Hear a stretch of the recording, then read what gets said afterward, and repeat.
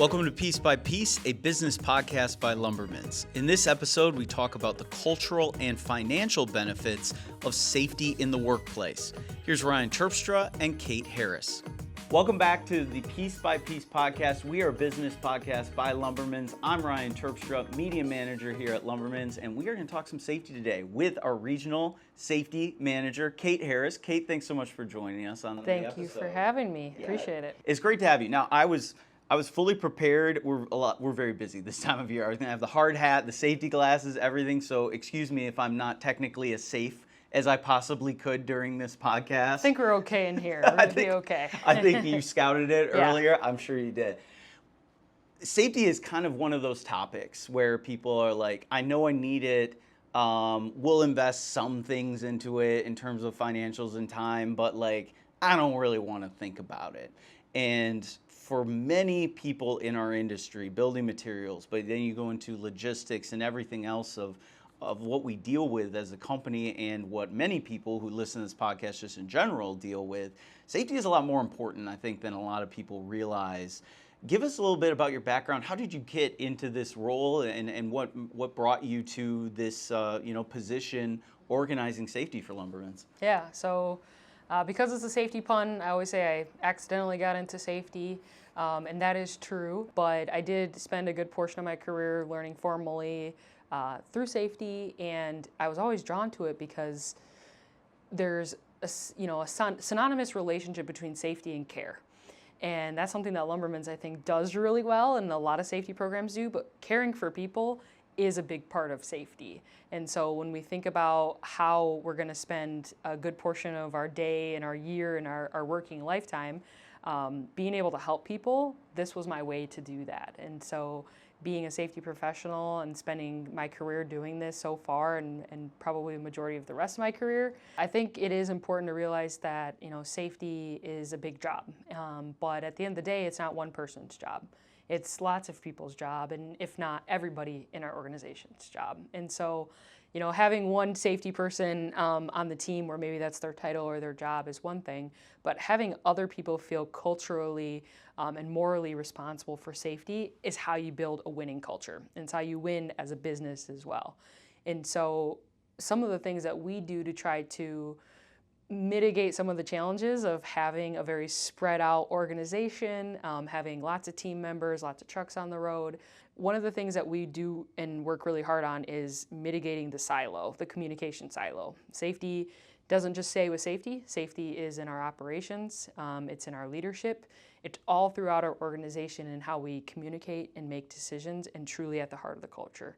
For me, it's important that we don't silo safety. Safety isn't its own thing. Safety is in everything that we do, and I think that's how we mitigate some of our biggest challenges of getting the same clear message out to 5 states, 700 employees, 150 vehicles on the road, and millions of miles and job sites and all the things that we do. So for me, communication is huge in mitigating some of that challenge, I guess. Culture's big, right? There are ways to do safety that include a lot of lip service. There's ways that do it that don't include the communication elements that you talked about. How do you create a safety culture? How do you integrate that into your company's culture? What are some of the key things that need to happen from the top and from those that are kind of in charge of implementations? So I think it's important to think about how to start a safety program and not just one that's promising really good things, but not necessarily delivering on those good things. And one of the first things you can do is really have it built into your mission and your vision from the top, and be believing that truly and acting on that as a tangible in the rest of the business. And a part of that is investment. There is an investment with safety, and for Lumbermen, it's actually one of the smartest business decisions that we have done is investing in safety. Because most of the time you're seeing every dollar that you're investing, you're seeing a $4 to $6 return on each dollar. And so top down, whether it's coming from a place of care, it's coming from a financial standpoint, or a combination of both, implementing that here is good. And making sure that at each level, we're truly believing and acting on that. from the bottom up, from the people closest to doing the work, I think it's important to get engagement. That's where some of our programs, like our safety lead program, comes into play. We have 17 safety leads dedicated in the company all across the Midwest at our sites that are specifically doing safety for us, working very closely to the job and getting the best information and the best partnerships with others doing the job. And on top of them, we have 23 supervisors, managers, and leaders also as a part of that. So actually, we have a 41-person safety team, not just one, which is really exciting. So that for me is a great way to get some of that going, is really believe in it from your mission and your vision from the top down, and make sure that you're engaging at all levels of the workforce, especially those closest to doing the work. It's all about asking questions, isn't it? And I think questions can help you understand your company's level of safety or commitment to it, regardless of your role. But also, it's a good deep dive way to get to maybe some core elements to understand the people that it does directly affect. So like, what are some questions that people should be asking, regardless of what they're doing in the company, that can help relate to safety? Yeah, there's a lot of questions out there that you can ask, and it's good to ask open-ended questions. We talk a lot about the better questions, and the better questions are posted at almost every supervisor's desk or workstation in our company, because the things you should really be asking almost every day. And the first one is, where's the next incident going to occur and why? And asking that is really powerful. It's amazing some of the stuff that comes out of a question like that being asked across the organization. Helps us be as proactive as possible to catch it before it happens. Some of the other questions that you can ask too are, what's really easy to do the wrong way, but hard to do the right way? And that's also going to help you find shortcuts that are being taken, SOPs that aren't going to be followed 100%. And so when you see that deviation, you're going to see incidents occur. And so I think asking those two better questions is awesome. And if you're looking at a program as a whole, I think what you can look at is say, would I hire myself based on my own safety record? So my safety record, how does it look? Would I hire me if I saw this? If I knew all the details of this program and how we're running things, would I hire me? I think that's a really powerful question. I had one more here too, and what's the story your safety culture is telling your employees and customers? Because what it's telling them, that perception is the reality. And so the story that your culture, your actual actions, the tangible things you're doing or not doing or believing in or saying, is what your safety culture ends up being. And so that's for your customers and your internal customers, your employees. And for me, those are all really exciting questions for people to be armed with, to ask as they're looking at their own safety programs, they're choosing vendors, customers, employees. I think those are all helpful things. That comes from the company, right? Like, one thing is, like, you've shown some empowerment to the employees and you've gotten people involved. Obviously, it's easy to keep safety measures when people are actually like driving to do that. But also, like, I think a lot of folks are like, all right, are we in compliance? I want to know that we're in compliance, and then we're good. And it goes beyond that, doesn't it? Both for your employees, investing in them, and then just like moving beyond compliance in terms of being successful at it. Yeah, that's a huge question, and I think as you grow, your safety journey has to change a little bit. And so where we're at now, and a lot of companies that are continuing to grow, compliance is really the floor for us. It's not the ceiling. And so compliance is, we do want to know that we're all set, and especially with regulatory bodies, that we've done the things that they say are required or best practices, and we have those things. But really, there's so much above and beyond that you can do and that you should do, because regulatory bodies don't regulate every single thing. They might not have a specific rule for something, but that doesn't mean that it's necessarily safe to not do that thing or not implement that thing. And so that's where we have to come in and look at all of our operations and be really good risk managers and make our people really good risk managers, from the people doing the work all the way to our boardroom. We have to be good at risk management at all those different levels. And a big part of that is educating our workforce, empowering our workforce, and making sure that when they're seeing that something maybe that's not right, they're able to say, I'm seeing this, I'm stopping work, and I'm going to have a conversation about this, about how to maybe manage this in a better way.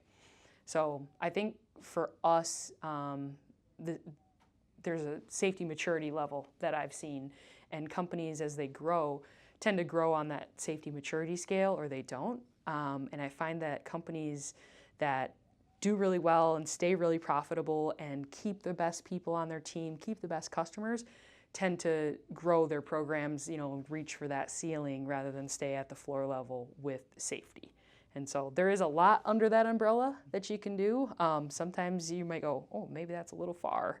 But sometimes it's, oh, that makes a lot of sense. So it's pretty cool how the different levels you could be at. So you had kind of teased this a little bit. There is a financial element. I think a lot of people who are involved in business ownership or, whatever, they want to know, okay, so I know this is going to cost me. You're saying there's returns, but I'm not so sure about that. What can you tell me more about that? Now you want to talk about something, I'm not going to steal your thunder, but the iceberg effect is something that I have heard of before, and I'm like, okay, I can understand like how that can relate to the thing you can see, but then everything that's underneath it. So explain how that relates to safety. Yeah, absolutely. And when we're talking about safety, sometimes it's like you talk about the financial piece and you're like, do you truly care if you're talking about the financial piece? Absolutely. I think, we're talking about business. We're on a business podcast. We're running a business for profit. And those are considerations you have to make. And so when you're thinking about investing in safety, you have to know what the iceberg effect is. And the iceberg effect is your direct costs being at the top and a small portion, and your indirect costs being at the bottom where you don't always see those things. You might see the med center bill for $200, but what you're not seeing is maybe downtime for that person. Maybe you're seeing lost production because the production line has to stop, a supervisor has to go and assist, some change you need to make to the operation, equipment, all kinds of things, right? And so sometimes those can be 5 to 10 times as much as that direct cost you're seeing. And so when companies are reactive versus proactive, you're going to be managing a lot more indirect costs because you're not always seeing what is underneath at first. And so if you get in front of preventing incidents and preventing costs, you're going to see a lot greater return. And then I talked a little bit about $1 investment in safety potentially returning $4 to $6, and we've seen that be true for sure. Lumbermen's performs on average 20+% better than the industry average. And that does equate to big savings at the end of the day. And for me, when you're thinking about the iceberg effect, it's not just preventing incidents necessarily. It's how does it grow the business and actually push the needle forward. That's where I get excited because a lot of times safety does cost money, but when I can show that it saves money and actually even drives revenue sources, I get really excited about that. And what I mean there is safe companies want to work with other safe companies. When you are out on a job site working for a general contractor, for example, and they don't have to worry about you and your people on that site being safe and doing the right things, they're going to call you back every time. And when your bid comes through, they're going to be thinking about more than just price. They're going to be looking at that and going, you know what? I don't got to manage lumbermen's on the job site because they're doing the right stuff. They show up in the right gear. They've got their training. Their people know what to do and they're acting safe. That's a lot less work on my super or my foreman, right? That's better for my safety record because I don't want that as a reflection of me. And so when you're seeing opportunities like that, that's great. And it's the same thing on the people side, right? People want to work for safe companies. They want to go home at the end of the day in the same condition or better than what they arrived in. And so it's not just your customers, it's your employees. And so you're seeing better retention. You're seeing your job bids get accepted more often. You're seeing your insurance costs. Insurance is huge. We're a growing company. A lot of companies are, especially in our industry. If you don't manage your workers' compensation and your auto costs, they will drive your business. Those costs will go up as you continue to grow. And that is not a good position to be in because those aren't small bills and it's not the most fun bill to pay. But if you manage it and you manage it well, that can actually be something that you control before it starts controlling you. Do you have some success stories? I know we're talking in general, right? Mm-hmm. It relates to every company out there because if people walk through your doors, they got to be safe. What are some things under your tenure that implementations that you feel have been successful that could relate to others in terms of just mindset, implementation, whatever it might be? Yeah, some of the things that we have done in particular where I get passionate about is in our fleet. You mentioned the miles that we're doing, we do about 8 million miles a year as a company, and that equates to about 321 laps around the earth. It's not pennies by any means, and every day we have people out at job sites and at customer sites, and our team is fantastic. I have to put that plug in there. We have the best drivers, the best installers in the industry, and I am so proud of the work that they do. They face a lot on the road. As you probably have noticed, even over the last 5 years, 10 years or longer, a lot has changed. There tends to be a little thing called a cell phone, that little flickering device that tends to be in people's face or their hand when they're driving, even though it is against the law. And what that does for our team is puts them at risk for other drivers to impact them, to have an accident. We see road rage increased. We see all kinds of things out on the road. And it's their job to be out there. And so what we're trying to do with our dash cams is everything that we can do to make them better defensive drivers and safer drivers. So implementing our dash cams, we have about 110 across the company right now in vehicles that we own. And that has been a huge success story for us, because whether or not our audience knows it or has experienced it, nuclear verdicts for auto are out there. And when I say nuclear, I mean $10 million being the new $1 million when it comes to losses for auto. And that's a really scary thing to think about as a company, especially a growing company. Do I have enough insurance? How much insurance do I need? Those are all really scary considerations. The other thing is, are my people doing the right thing out on the road? Are they being courteous? Are they being safe? Those are things that you can know with the dash cam program, coach, create good habits, and even reward your best drivers. So that, for me, is a really big success story for us. Yeah, you mentioned our people. I couldn't agree more. We have the best people, and retention is so big. I think I wanted to circle back on that because people do want to work for safe companies. It's not my area of expertise, but I have appreciated our safety culture ever since I joined Lumbermen's. And we talk a lot about this company. We want to earn consideration, right? With our customers, people want to do business with other companies they can trust. Earning consideration from the people around here too. We can't grow if we can't hire, and we can't grow if we can't retain. And safety does have something to do with it. Yeah, I agree. And I think, a big part of that is, do people actually believe what you're saying? And that is culture, right? Is it an actual belief system where they feel cared for? They feel that we're being intentional with our safety programs. They feel safe and not just lucky in that. And so I think a big part of that is the follow through, and the follow through from every level of the organization. If we say we're going to do something, we do it. And that integrity piece is what I think drives that culture for companies to truly be safe and not just lucky with safety.